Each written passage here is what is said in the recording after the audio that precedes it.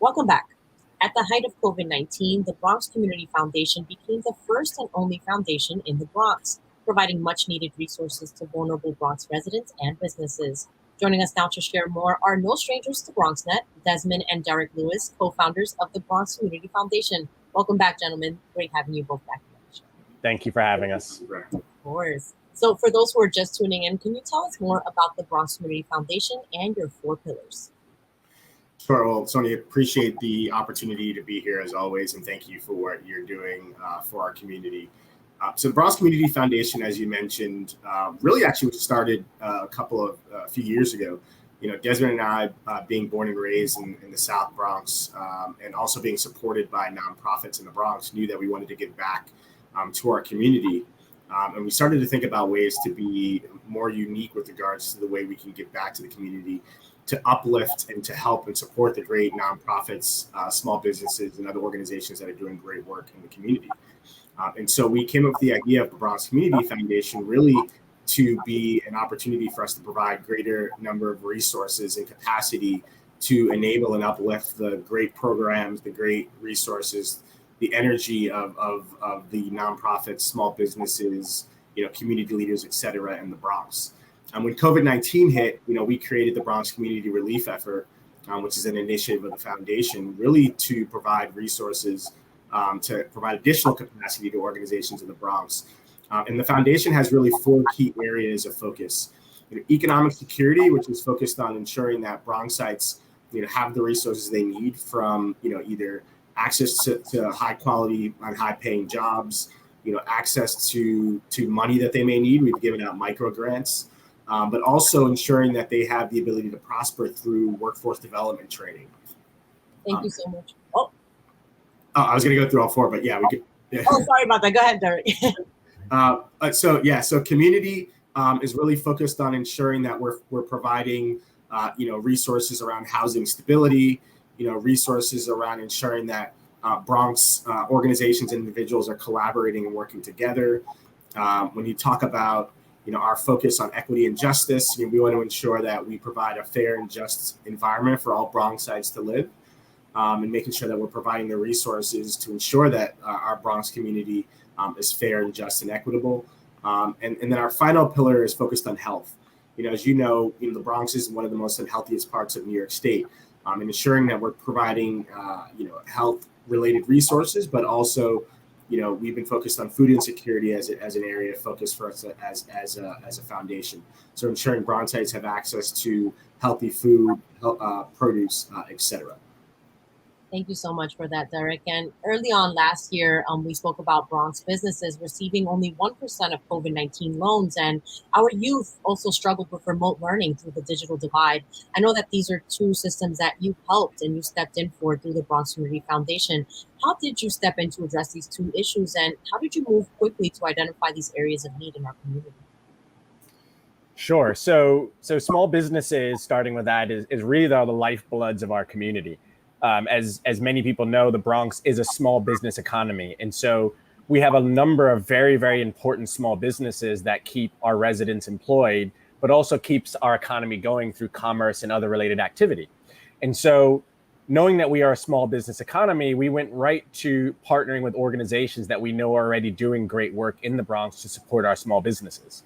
Organizations like the BIDs, 3rd Avenue BID, Fordham Road BID, Jerome Gunhill BID, Westchester Square BID, to name a few, but also organizations like the new Bronx Chamber of Commerce, organizations like Sobro, and many other institutions that are doing great work in the Bronx to support our small businesses.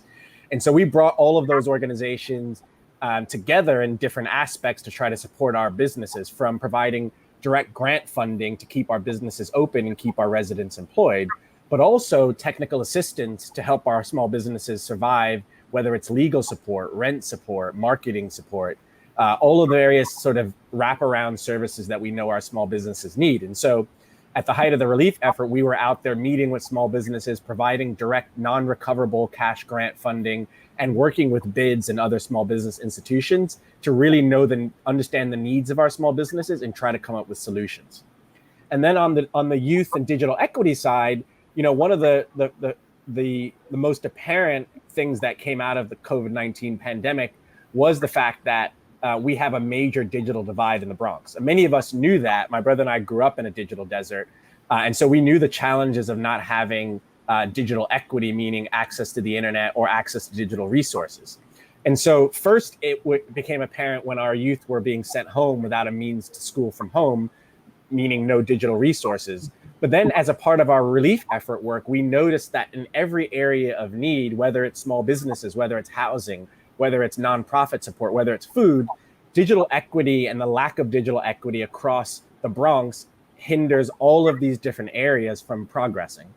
And so we, with our partners like DreamYard, Perscolis, the Knowledge House, The Point, many, many others, we came together and we created the Bronx Digital Equity Coalition, which is a group of organizations that really have already been doing great work in the Bronx around digital equity. And we focused on distributing Chromebooks and MiFi devices. We distributed over 2,000 Chromebook and MiFi devices. But longer term, we're working with grassroots institutions to really build out a digital equity plan for the Bronx to try to solve, the largest digital desert that we have in the entire city, which is in our community, and try to build digital equity across the Bronx. Thank you so much for that, Desmond. And, I do want to emphasize that, as Derrick and Desmond mentioned, they are not new here in the community. They were born here in the South Bronx, and they're giving back to the community in this way because they were able to also leverage, how nonprofits in our community help them in their success as well. So something else a lot of folks may not know about the Bronx Community Foundation is that you also help restaurants create outdoor dining spaces in the South Bronx. Particularly in my community here in Willis Avenue, I've seen, all these facades here helping our communities like the Puchi Frito, leverage their customers. So can you tell us more about the goal behind this revitalization?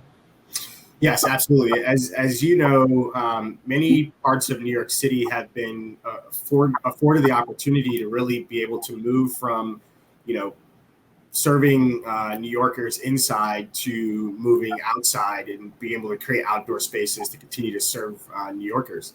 The Bronx is one of those places that really hasn't had a great opportunity by and large to provide outdoor dining to our residents.